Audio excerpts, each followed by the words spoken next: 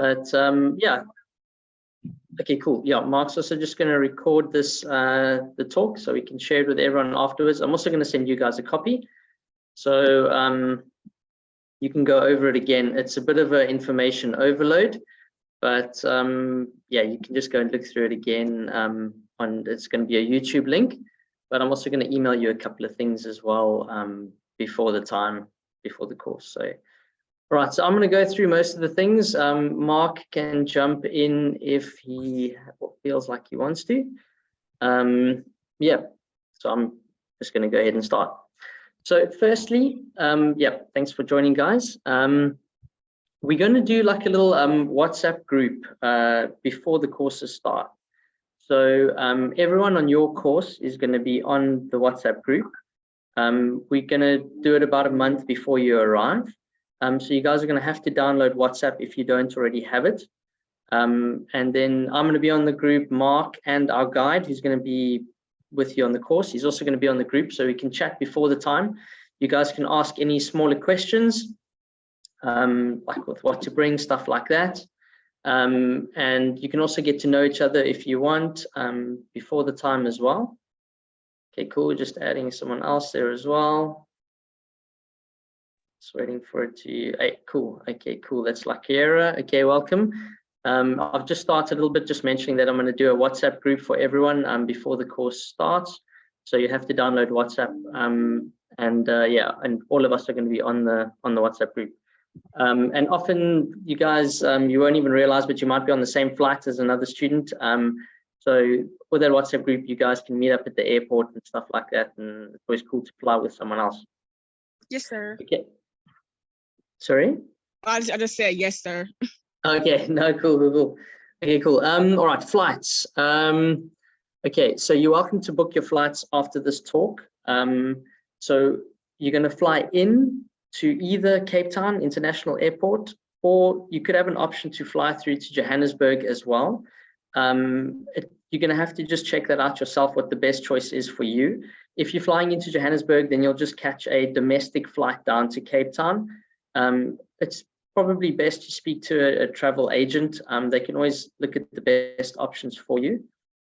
So when you fly back, you fly back from George. It's not an international airport, so you'll have to get back to either Cape Town or Johannesburg that you flew in from. And again, a travel agent can look what the best option is for you with that. So in Cape Town, we're going to collect you at the airport at 2 p.m. that afternoon. So you need to be sure that you arrive before that. And we can use the WhatsApp group to discuss like a meeting place at the airport and stuff where you're going to meet the guide. So that's quite handy. At the end of the course, we're going to drop you at George Airport at about 10 in the morning. So you have to just be sure that you leave, the 2 hours before your flight. So you can only book a flight from 12 onwards to get back to either Cape Town or Johannesburg. It's very important that when you do get your flights booked, please send me all of the flight details. So it's flight numbers, times, all of that stuff, and of all of your flights, please, not just your final leg to Cape Town. Yeah, so it's just to have that on record, just in case we're trying to find you somewhere. Okay, and if your flight's delayed at all, and you say delayed by a day or whatever it is, don't stress about it. We're not just going to leave you at the airport there. We're going to find a way to get you to us. So whether it be an Uber or a taxi, or whether we can come and pick you up when we're going somewhere else, we will definitely help you with that. So you're going to be with our guide, but Mark and I are in the office, so we can help arrange all sorts of things, whatever we need to get done. Okay, I'm also going to send you an email with all this information on the flights as well in the next week or so. Okay, cool. Travel insurance. It's compulsory for you guys to have travel insurance that covers you for the trip. You'll need to arrange this yourself. You can look at the terms and conditions that I emailed you when you first booked. That has details of like what sort of cover you need to have in place. You can also drop me an email if you have any questions with that, if you need any advice on maybe some companies students have used before. But yeah, some of you would have it through your bank or through your parents or whatever it is. So, but you just need to check that you have everything covered that you need to have covered. Yeah, because it is compulsory, so we need it. Changing of foreign currency. So you can change currency when you arrive here in South Africa at the airport. You can also do it before you come, obviously, back home. You can also use your bank cards in South Africa. Pretty much everywhere accepts all the different types of cards.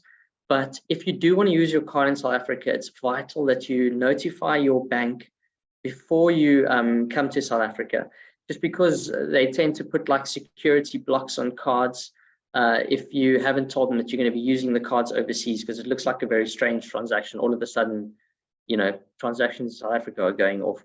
You just notify them, and then you can use your card here as well. I often get asked how much money you should bring with you.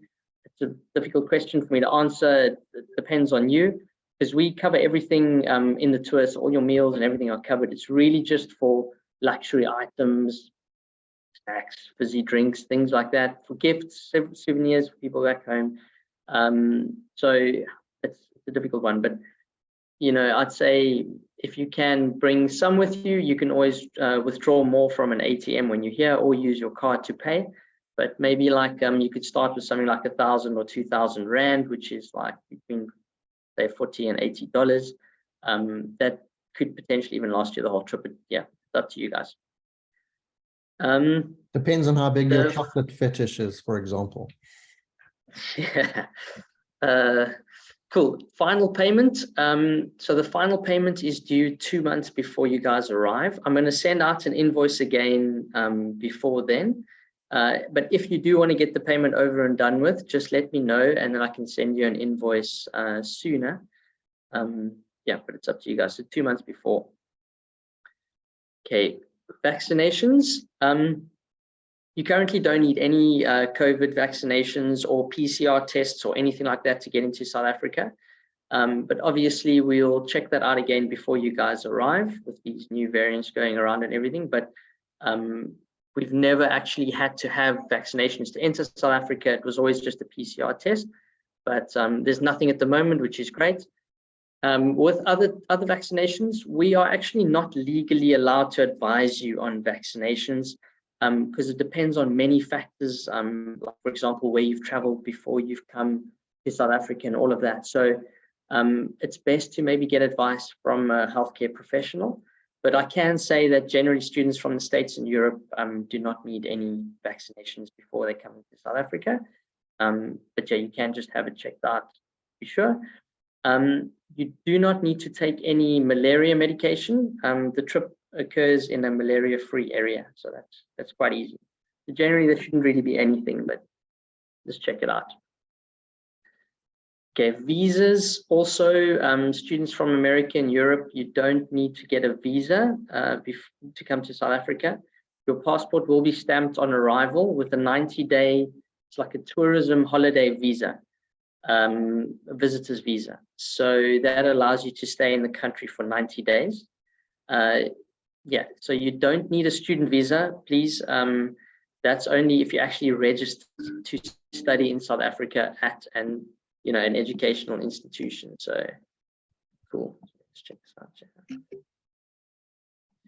Okay. All right, weather during the course. Okay, so it does happen in winter here for the course. So it can get quite cold, not very cold, but we do get cold fronts that move over, and temperatures can go all the way down to freezing, to 0 Celsius, 32 Fahrenheit. But then again, we have days that go all the way up to 30 degrees Celsius, which is 86 degrees Fahrenheit. It varies a lot. So you are going to have to pack a mix of clothes, okay? But I would suggest the most important thing you do is include at least one really warm set of clothes. You're going to be on the game reserve at the end of your tour, and you're going to be driving around a lot on an open safari vehicle. And if it so happens that one of those cold fronts come over there, it is a semi-desert area. It does get very chilly, especially at night. So please, you are warned. Bring at least one really good winter jacket, and then just some layers, like you can just layer up, and then yeah, some shorts as well, for hopefully it'll be nice and warm some days as well.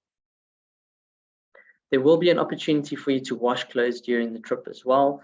So we'll help you out. We'll let you know where to go and everything. It depends where we are, but you might have to pay for that at some of the guest houses and stuff like that. And the price really ranges. So you can work on roughly about 100 Rand for a wash. So yeah, it's not too bad, but we can advise you on that when you're here. So you don't have to bring like 5 tons of clothes. You can just bring, the stuff that you can also wash. Some of the activities are dependent on the weather. So there's obviously nothing we can do about that. We always try our best to try and find something else to do, or to swap around the activities as well for ones that are not dependent on the weather. But we do suggest you bring something with to keep you busy, just in case, like a book, games, or some study materials. Games are always cool because you guys can play games in the evening as well, with the group and stuff. So if you've got some nice games, bring them with as well. Okay, a bit about the accommodation. So you'll be sharing a room with another student of the same gender. Most accommodation will be in like a guest house style that cater the meals as well for you. There might also be some self-catering accommodation, depending on the group size and stuff like that, where you might have to, say, prepare your own breakfasts and maybe a lunch pack or something like that. But we provide you with all the ingredients. Yeah, so it's quite easy, and your guide can help also with preparing meals and stuff.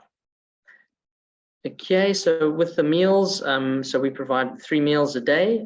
You will have the opportunity to go to supermarkets as well to buy some snacks and stuff if you feel like you need some extra snacks. And yeah, it should be fine though. Yeah, it is 3 proper meals, so you should be fine.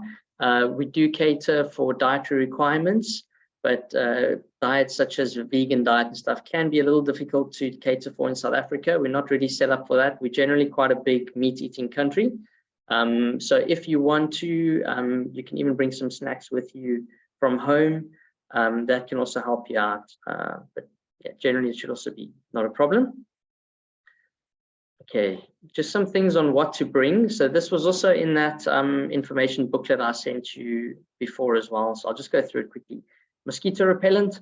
It is winter. There's not really many mosquitoes around. You can bring some with you if you'd like, just to be sure, but it hasn't been an issue before in any of the courses. Yeah, some light cotton clothing. There's the warm clothing for cold evenings and mornings. Preferably some old clothing that you don't care too much about. Don't bring all some fancy clothes, because you are going to be walking through the bush and stuff like that. Hat or cap, sunscreen, swimming costume, comfortable walking shoes, a pair of long trousers as well for walking in the bushveld. It's nice not to get thorns and stuff like that cutting you, so something good. A waterproof jacket is also important, please, especially like I told you, you might be on the open vehicle, or some of our walks also, if it is drizzling and stuff, we are going to go on the walk, so a waterproof jacket would be very handy. A small backpack, that's really handy just for you guys to carry around in the day with you. Chuck your water bottle and maybe a little warmer jacket or something in there as well. So yeah, that's definitely handy. Some hiking shoes. Okay, if you don't have like proper hiking boots, it's probably not worth going and buying a pair specially. If you do have some shoes that you can do some walking in, that will be fine. But if you do have hiking boots, you can bring them with as well. Any of your special medication you need, please don't forget that. A swimming towel and a refillable water bottle. So we do provide, there will be drinking water wherever you go, so you can just fill your bottle for the days and take it with you. Okay, luggage restrictions. So please, it's quite important, only bring with 1 large suitcase and then 1 hand luggage bag. So yeah, we don't have space in our vehicles to carry 2 large suitcases for everybody. So please, I think it's like most of the airlines only allow you 1 big bag anyway. So yeah, if you can please stick to that. Okay, Wi-Fi, our favorite topic, and SIM cards. So Wi-Fi access, it could be limited during the trip. There should be Wi-Fi in most areas, but please don't rely on it. So if you feel like you need to have constant contact with everyone back home, we suggest that you either set up an international travel plan on your current SIM card, or you can get a SIM card, a local SIM card here at the airport. We have 3 main mobile networks: Vodacom, MTN, and Cell C. Either one of them are pretty much going to be fine for the trip. So whatever you see at the airport there, I use Vodacom. It's pretty good. Mark uses Cell C, and also perfectly fine throughout the trip. I'd also just still suggest that you prepare everyone back home for, there might be some times where you won't be able to contact them. For example, if you're on the game reserve and you're out all day, there's no mobile signal there neither. So just let them know that you will be in touch sometime. And also you can pass over my details to people back home as well for any emergencies, so they can get hold of me, and I will also, in turn, if there's any emergencies from outside here, I can get in contact with your emergency contact that you put down as well, so they don't have to worry about you. Okay, 1 or 2 other things. So English is our main language in South Africa, so you won't have a problem communicating with anybody here at all. You don't have to bring a wetsuit or anything like that with you. All those sort of things do get supplied on the tour, and you don't need any scuba qualifications or anything like that.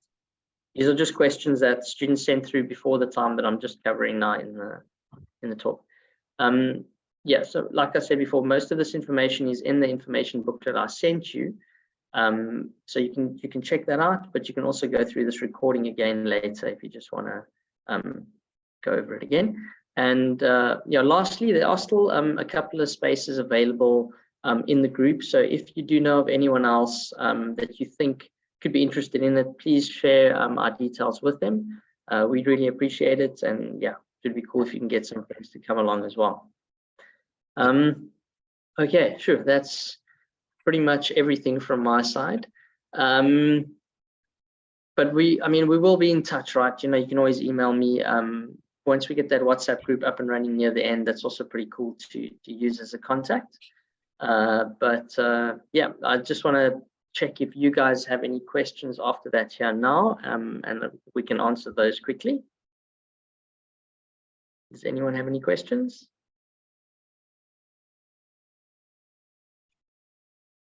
No one? Okay, cool. That's good. That means I covered everything. But if you do think of anything later, just drop me an email. Not a problem at all. I don't know if there's anything from Mark's side that he still wanted to cover at all.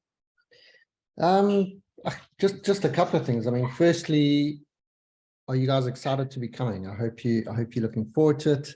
We're excited to have you. You're going to have an absolute blast. Several of the activities you're going to do are favorite things that we love doing, which is why we've put them in the course. So I really think you're going to enjoy it.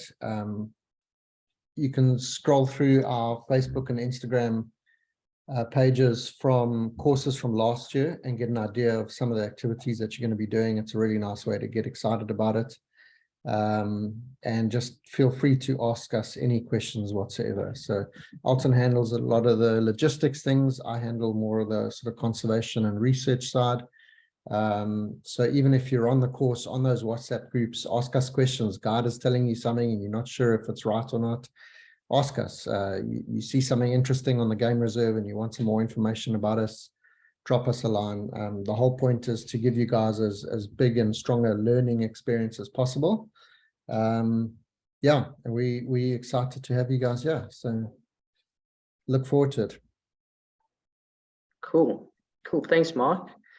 Okay, guys. So thanks very much again for joining, and we'll be in touch again soon, and I'll see you on the WhatsApp group and stuff. But I think that's it. So no questions? Nothing come up? Okay, sweet. Cool. All right. Thanks a lot, guys. We'll speak soon. Cheers. Bye-bye.